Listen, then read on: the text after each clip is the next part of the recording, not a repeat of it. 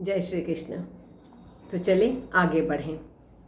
कल हमने देखा था, भगवान ने कहा था अर्जुन को, अर्जुन तुम योगी बनो, क्योंकि जो सब कुछ जानता है परंतु आत्मज्ञान नहीं जानता, ऐसा ज्ञानी कर्म करता है सत्कर्म पर निष्काम कर्म और कर्म योग तक नहीं जाता, ऐसे योगी, इन सब से तपस्वी, इन सब से मुझे योगी परम श्रेष्ठ लगता है।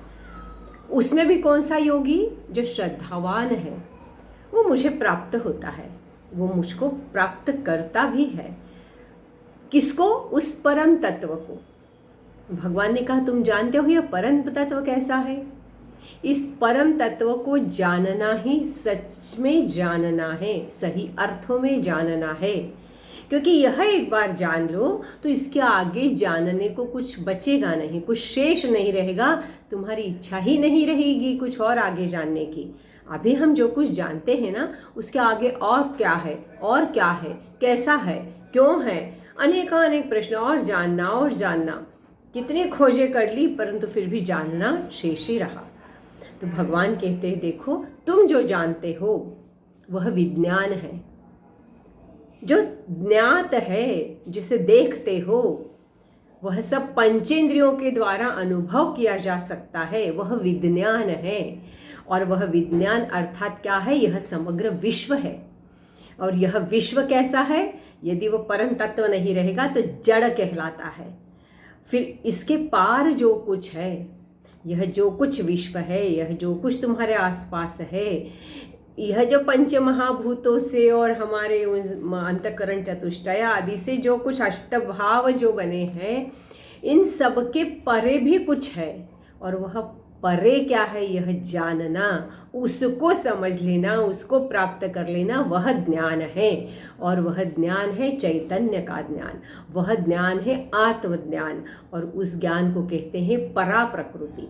और जो तुम जानते हो विज्ञान, वह अपरा प्रकृति। ये प्रकृति मेरे ही निर्मित है, जो त्रिगुण भाव है। भगवान इसी अध्याय में आगे जो कुछ कह रहे हैं, बड़ा गहन विषय है और बहुत बड़ी बात कह रहे हैं कि मुझे जानो। मुझे जानो मतलब सब में मैं हूँ, मैं कहाँ नहीं हूँ, यह तुम्हें जानना है।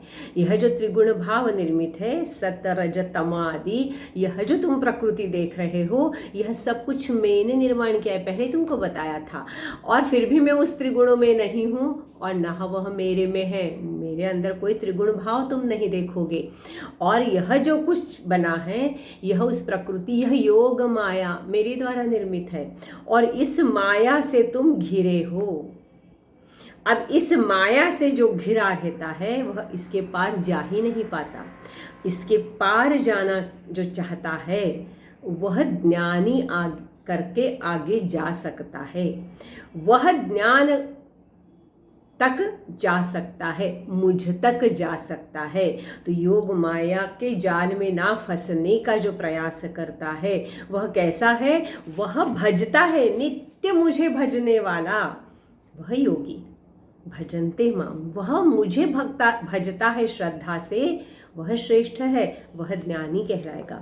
उसको यह ज्ञान प्राप्त होगा जिसको जानने के बाद कुछ जानना शेष नहीं रहेगा। तो भगवान इसी अध्याय में आगे कहते हैं कि वह जो मेरे को भजने वाला है, वो किस प्रकार के हैं। तो भगवान कल बात की थी, 16वें श्लोक में भगवान कहते हैं, चतुर्विधा भजन्ते मां जना सुकृतिनोर्जुन। चतुर्विधा भजन्ते माम जना सुकृतिनोर्जुन, सुकृत करने वाला, सत्कर्म करने वाला। ऐसे 4 प्रकार के हैं सत्कर्म करने वाले, जो नित्य मुझे ही सिर्फ भजते रहते हैं। वो कैसे हैं? आर्तो जिज्ञासुर्थार्थी, आर्तो जिज्ञासुर्थार्थी, ज्ञानी च भरतर्षभ। जिज्ञासु अर्थार्थी, ज्ञानी च भरतर्षभ। कैसे हैं वो? एक तो वह आर्त हैं, या वह जिज्ञासु हैं, या वह अर्थार्थी हैं, या वह ज्ञानी हैं। इन 4 प्रकार से मुझे भजा जाता है, मुझको भजते हैं, नित्य निरंतर मुझे स्मरण करते हैं। और आर्त कौन है? हम जानते हैं। किसने आर्तता से पुकारा है भगवान को? हाथी का पैर पकड़ लिया था ना, उसने पुकारा था। उससे भी ज़्यादा आर्तता से द्रौपदी ने पुकारा था, कृष्ण अब तुम्हारे बगैर कोई नहीं है, हे कृष्ण तुम ही हो, तुम ही आओ आओ, अब तुम आ ही जाओ, अब इस क्षण तुम नहीं आए तो अनर्थ हो जाएगा, आओ कृष्ण आर्त भाव से, अब मेरा कोई तारणहारा नहीं है, तुम्हें ही आना होगा परमात्मा, सिर्फ तुम ही आ सकते हो, तुम ही कर सकते हो, आर्तता लेकर। और उस वक्त कोई नहीं है मन में, कोई नहीं है चिंतन में, हमेशा भजा है उसको। पर उस क्षण जब इस तरह से भजा गया, पुकारा गया, तब निश्चित रूप से उस आर्त भाव के लिए भगवान को आना पड़ा। परमात्मा आते हैं, प्राप्त होते हैं उस भक्त को, आर्तता से पुकारा। जिज्ञासु उद्धव था, ज्ञान प्राप्त करना था। बताओ कृष्ण और क्या है इसके आगे, बताओ कृष्ण इसके आगे क्या है। तो यह जो बताओ कृष्ण, मुझे बताओ, मुझे जानना है, तुम्हारा स्वरूप क्या है जानना है, तुम क्या हो जानना है। यह जिज्ञासु है, कुछ भाव लेके आया है, तो फिर परमात्मा उसको भी बताते हैं और देते हैं कि ये मैं हूँ, देखो यह मैं हूँ, यह भाव देते हैं।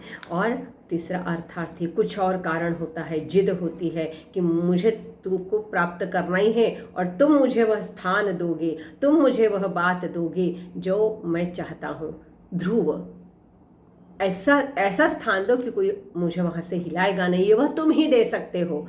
तो इस तरह से वह अर्थार्थी ध्रुव बन के कर, और उसको परमात्मा ने साक्षात फिर अपनी गोद में ले लिया और उसको वह स्थान दिया जहाँ से उसे कोई हिला नहीं सकता।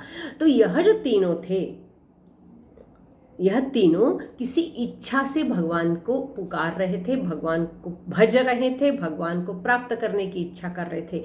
इनके अंदर कोई काम था। यह हृदय ज्ञानी हृदय में कुछ इच्छा लेकर, जब परमात्मा ही चाहिए परमात्मा ही, तुम ही चाहिए मुझे, तू ही आ, तू ही बता, तू ही करेगा, बस अब और कोई नहीं, और कोई नहीं, और कोई नहीं। ऐसे जब भाव होगा तो परमात्मा को आना है। ईश्वर श्री कृष्ण कहते हैं मुझे आना होता है, मैं आता हूँ, मैं इनको प्राप्त होता हूँ, पर यह कुछ चाहते हैं, इसलिए इनको जब मैं प्राप्त होता हूँ तो इनको उतने ही क्षण के, उतने ही कार्य के लिए, उतने ही समय के लिए मैं प्राप्त होता हूँ। वह चिरंतन मेरे पास आ ही गए हैं ऐसा नहीं। फिर हम कहते हैं ना, किसी को स्वर्ग मिला, किसी को देवलोक मिला, किसी को मोक्ष भी मिला और वापस भी आना पड़ा है, ऐसा नहीं है। मोक्ष प्राप्त करने के बाद भगवान की इच्छा पड़े कि हमें भेजना या नहीं, पर अन्य तरफ से हमारा पाप पुण्य, गए वक्त बात कर चुके हैं, तो ऐसा है तो फिर उसको आना है और भगवान उसको प्राप्त होने वाले होते हैं, यह निश्चित बात होती है। फिर भगवान कहते हैं कि और एक प्रकार है ज्ञानी। ज्ञानी कौन है? शुकाचार्य। कितने मोह के क्षण आए, कितनी बातें उन्हें कही, ये देखो ये है, ये आसपास से नहीं, मुझे सिर्फ ज्ञान चाहिए, मुझे सिर्फ जानना है, मुझे और कुछ नहीं चाहिए। तो ऐसा ज्ञानी जो ज्ञान प्राप्ति के लिए, उस अंतिम ज्ञान के लिए ही पहुंचता है, उसको जब भगवान प्राप्त होते हैं तो यह ज्ञानी जो होता है ये त्रिगुणातीत है, उसके ऊपर किसी रजतम का प्रभाव नहीं है। वह कैसा है तो उसके ऊपर कोई माया का आच्छादन नहीं है, उसके परे निकल गया है। उन सब से निकल कर वह सिर्फ चाह रहा है कि मुझे ज्ञान होना चाहिए, मुझे आप क्या हो पता होना चाहिए। परम ज्ञान की प्राप्ति की इच्छा होती है तो वह फिर मुझ में ही समा जाता है, वो और मैं अलग नहीं है। बाकी जो तीनों हैं उनमें द्वैत भाव है, वो दूसरी ओर देख रहे परमात्मा को और इधर मैं हूँ और अब तुम मुझे प्राप्त हो जाओ, तुम ही ये कर सकते हो। पर यह जो ज्ञानी है यह अद्वैत तक चला जाता है, मैं और वह परमात्मा उसको अपने आप में लीन कर लेते। कैसा होता है यह ज्ञानी, कैसा यह लीन होता है? बहुत अच्छा उदाहरण दिया है एक जगह कि जैसे आकाश में हवा रहती है, हमेशा ही है, हमेशा ही है, उसकी होकर पता ही नहीं चलता।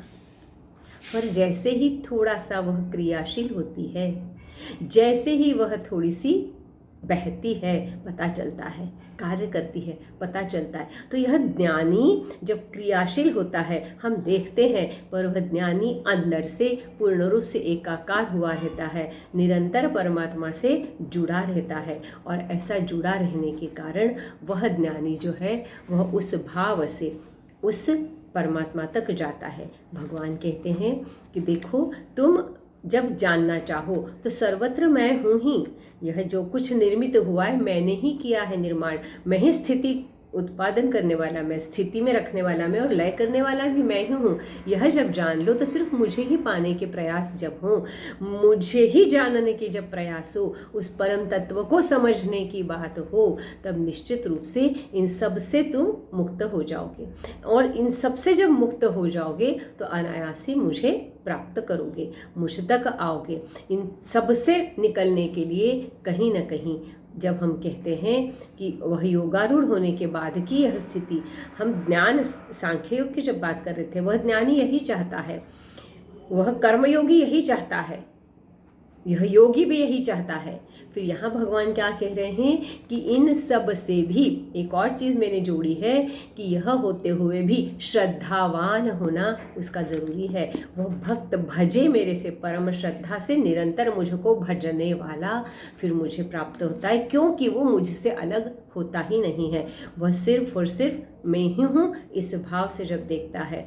और जब इस द्वैत से अद्वैत, भगवान आगे कह रहे हैं कि यह अचानक एकदम भी नहीं हो सकता है। हो सकता है आपको पहले आर्त होना हो सकता है जिज्ञासु होना हो सकता है अर्थार्थी होना हो।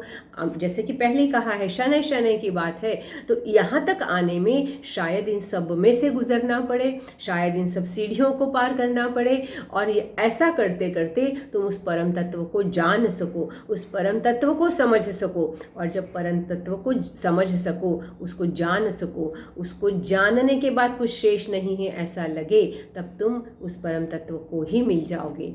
और इसलिए निश्चित रूप से यह बहुत आगे की ही बात कह रहे हैं भगवान। यह एक योग, यह देखिए अंततः पूरा गीता का ज्ञान यह यही बताने को है कि यह सब कुछ जो है माया है।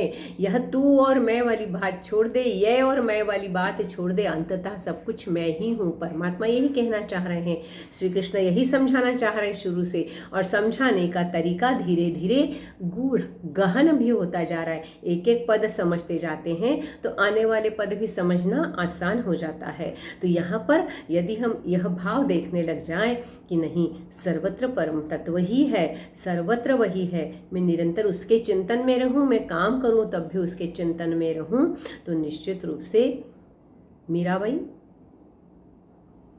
एक रूप हो गई, कुछ भी नहीं था उसके लिए दूसरा। या इसी तरह से हम गोपिका भाव देखते, वह हमेशा कृष्ण रूप ही रही, उनके लिए कृष्ण कभी अलग थे ही नहीं। तो यह जो भाव है, यह भक्ति, यह निसंशय श्रद्धा भी है और फिर भजना है, पर वह है यह जानने के बाद भजना है, शंका के साथ नहीं है।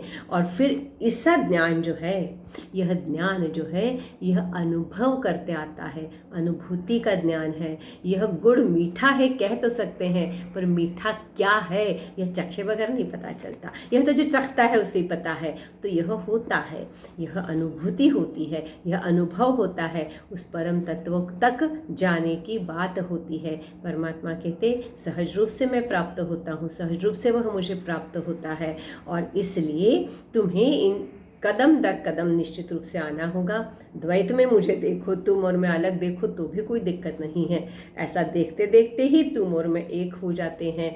परंतु यह सब कुछ सृष्टि, यह प्रकृति, यह विश्व, यह पदार्थ, यही सब सच है, यही सच है अंतिम, ऐसा मानने वाला अज्ञानी है। फिर वह तो उस विज्ञान तक नहीं जा पाएगा, तो फिर ज्ञान तक कैसे जाएगा। तो पहले ये समझ लो कि यह सब योग माया है, यह माया जनित है, भगवान ने किया हुआ है, और कभी भी वह लय भी पा सकता है। जो मैं देख रहा हूँ वह अंतिम सत्य नहीं है, वह अंतिम सत्य नहीं है, इसका निर्माता अंतिम सत्य है, उसका अनुभव कर सकता हूँ। यह भाव जब आता है तब यह हमारा प्रवास विज्ञान से ज्ञान तक का होता है, हो सकता है। फिर यहाँ आकर भगवान अंत में कहते हैं कि देखो जो ऐसा ज्ञानी है, फिर वह ब्रह्म में, अध्यात्म में, कर्म में जो जानता है, करता है, या आधिभूत, आधिदैव, अधियज्ञ जो भी होता है संपन्न, उस सब में मुझको ही देखता है, मुझे ही जानता है, और अंत काल में इसीलिए सिर्फ मुझे ही भजता है। तो अर्जुन, ऐसा करने वाला ज्ञानी मुझे प्राप्त होता है, ऐसा भगवान ने अंत में इस अध्याय में कहा। अब यदि ऐसा कही कि समझ में आ गया तो फिर आगे के अध्याय नहीं थे कि मैं तो ज्ञानी बन जाऊं, ना तो निष्काम कर्म करते करते ज्ञानी बन सकता हूँ क्या, मैं कुछ सोच सकता हूँ क्या, समझ में आ गया कि परमात्मा क्या है और ऐसा सब करके मैं परम तत्व को प्राप्त कर सकता हूँ। तो फिर अर्जुन कैसा, हम क्या समझ पाए, हमें तो कुछ भी नहीं समझा है मान ले, पर फिर भी प्रश्न तो उठे ही हैं मन में बहुत सारे। तो भगवान को अर्जुन कुछ पूछने वाला है, यह ब्रह्म, परब्रह्म, अध्यात्म क्या है, नहीं समझ में आया तो अर्जुन पूछेगा, भगवान बताएंगे, अपन समझने के प्रयास करेंगे। जय श्री कृष्ण।